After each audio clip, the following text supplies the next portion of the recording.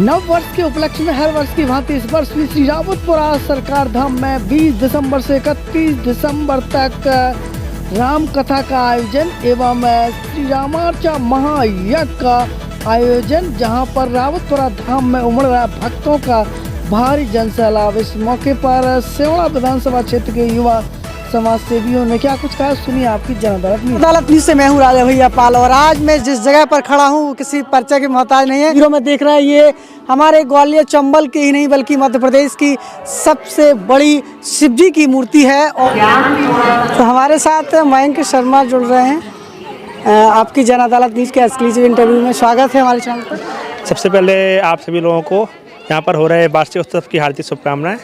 और अगर यहाँ के बारे में बात करें तो इसका यहाँ का धाम ही अद्भुत पावन धाम है और यहाँ पर महाराज जी के सानिध्य में प्रतिवर्ष विशेष कार्यक्रम होते रहते हैं यहाँ पे। तो सभी लोग काफ़ी लोग आते हैं दूर दूर से। और पर चमत्कार की बात की जाए तो यहाँ पर साक्षात हनुमान जी हैं जो कि अपनी अद्भुत कलाएं सभी लोगों को दिखाते रहते हैं। तो आप सभी लोगों का स्वागत है, यहाँ पर आते रहिएगा। और आप भी यंग हैं और एजुकेशन रखते हैं, आप चमत्कारों में भरोसा करते हैं? बिल्कुल। अगर आप एजुकेशन की बात करें तो हमारी जो प्रारंभिक शिक्षा और दीक्षा हुई है वो यहीं पर रावतपुरा धाम में संस्कृत विद्यालय में हुई है हमारी। तो हम तो यहाँ काफ़ी समय हमने व्यतीत किया है यहाँ पे, तो कई सारी चीज़ें हमने देखी भी यहाँ पे। और यहाँ का प्रांगण तो इतना अद्भुत है कि आप कितने भी व्याकुल हों यहाँ पर आपको बिल्कुल आनंद मिलेगा। यहाँ पर आकर जितने भी लोग हों या दर्शक हों आपके, तो अब मैं सभी से कहूँगा एक बार आप यहाँ पर जरूर आइएगा। क्या विशेषता नज़र आती है रावतपुरा धाम में आने के बाद? यहाँ पर अगर विशेषताओं की बात की जाए तो ये अपने आप में स्वयं विशेष है।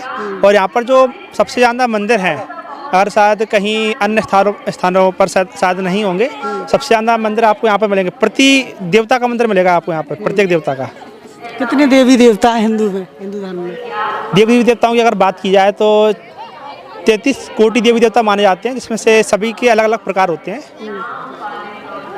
नाम तो आपको अभी ऐसे नहीं मैं बता सकता हूँ क्योंकि हर से सबका अलग प्रकार होता है, अलग सानिध्य होता है, हर मतलब वर्ण सबका अलग अलग होता है। तो इसी तरीके से जी।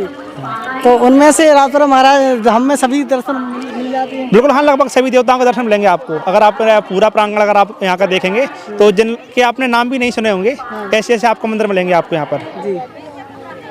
और यहाँ की खास वजह ये भी है कि यहाँ सबसे ज़्यादा महाराज जी ने वृक्षारोपण पर ध्यान दिया है, सबसे ज़्यादा।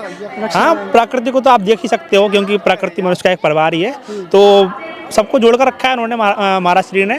और इतने सारे लोगों का सबसे, क्योंकि जो दुख मनुष्य की व्याकुलता होती है वो प्रकृति को देखकर ही मिटती है। तो यहाँ का प्रांगण इतना हरा भरा है और यहाँ पर इतने सारे देवी देवता हैं, तो काफ़ी सारी चीज़ें यहाँ पर आने के लिए आइएगा आप एक बार जरूर। बिल्कुल, तो एक बार जरूर दर्शन करने के लिए आए। मयंक शर्मा जी हमारे साथ बने हुए थे। इनकी प्रारंभिक शिक्षा रावतपुरा सरकार धाम से ही हुई है, रावतपुरा सरकार में ही की है। और यहाँ की सबसे खास बजाय वृक्षारोपण को लेकर यहाँ पर कितने ही हमारा मन विचलित होता है, यहाँ पर हम आते हैं तो शांति का अनुभव होता है। एक अच्छी धार्मिक स्थान है और विशेष रूप से खास तौर से ये वो मूर्ति है शिवलिंग की, भगवान शिव की, जो निश्चित रूप से हमारी सारी मनोकामनाओं को पूर्ण करती है। परम सिद्ध रविशंकर महाराज के अनंत शिष्य जाने जाते हैं। श्यामू ठाकुर समाज सेवी व्यक्ति है, हमारे साथ जुड़ रहे हैं। स्वागत है हमारे। बहुत बहुत धन्यवाद। श्यामू ठाकुर जी, कब से जुड़े हैं आप इस पवित्र धाम से? पूज्य महाराज श्री से मेरा 2012 से निरंतर जुड़ाव है, आशीर्वाद है महाराज जी। क्या खास वजह रही कि महाराज से आपका इतना जुड़ाव रहा?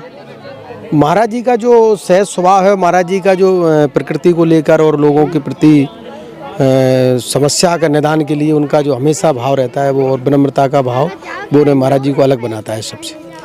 रावतपुरा धाम में क्या कुछ खास आपको लगा है कि यहाँ पर लोग इतनी बड़ी संख्या में आते हैं? महाराज जी ने, आप देखिए, जंगल में मंगल कर दिया है। आज से 30 साल पहले देख सकते हैं इस क्षेत्र को कोई विशेष जानता नहीं था। महाराज जी के जैसे ही चरण पड़े यहाँ पर, आप देख सकते हैं हजारों लाखों पेड़ों की संख्या महाराज जी ने यहाँ पर जो किया है वो लोगों को आशीर्वाद रूपी मिल रहा है।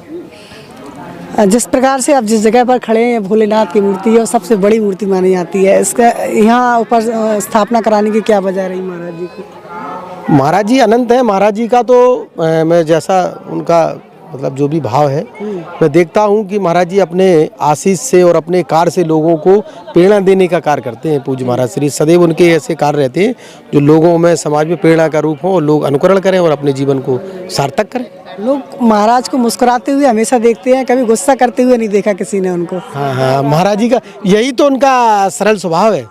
महाराज जी संत जो रहते हैं, संतों के अंदर जो निर्मल भाव रहता है वही तो लोगों के लिए प्रेरणा है। उनकी जो सरलता, उनकी जो सहजता है, लोगों के कार्य जो है उनकी मुस्कुराहट से ही संपन्न हो जाते हैं पूज्य महाराज श्री के आशीर्वाद से। बहुत सी जगह देखा है चमत्कारी दरबार होता है, वहाँ पर फीस लगती है, पैसा लगता है। महाराज जी के यहाँ इस प्रकार का कुछ है?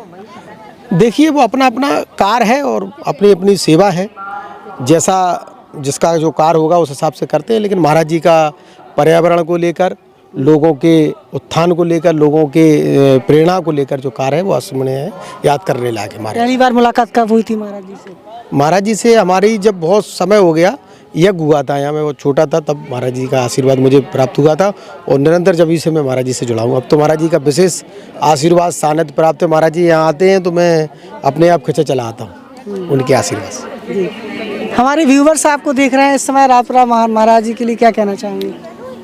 बस महाराज जी का आशीर्वाद सदैव बना रहे, उनके चरणों की कृपा जो जिस हिसाब से मिल रही है इस हिसाब से लगी रहे और महाराज जी का सानिध्य आशीष के लिए मैं आता हूँ और मिलता रहे, यही मेरी कामना है। जी, क्या नाम है आपका? मेरा नाम प्रवेश कुशवाहा है।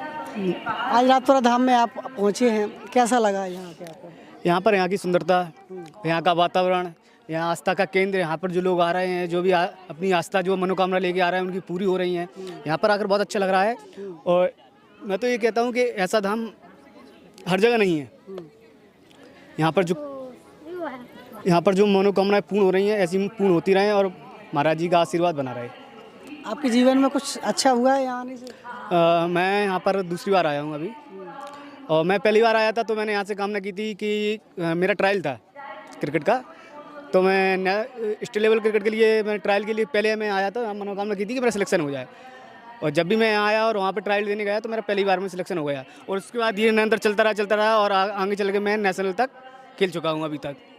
आप विकलांग हैं पैरों से, फिर भी क्रिकेट में दौड़ लगा के क्रिकेट में आप क्या है ना, अपनी जो मनोस्थिति है उसे कमज़ोर नहीं करना चाहिए।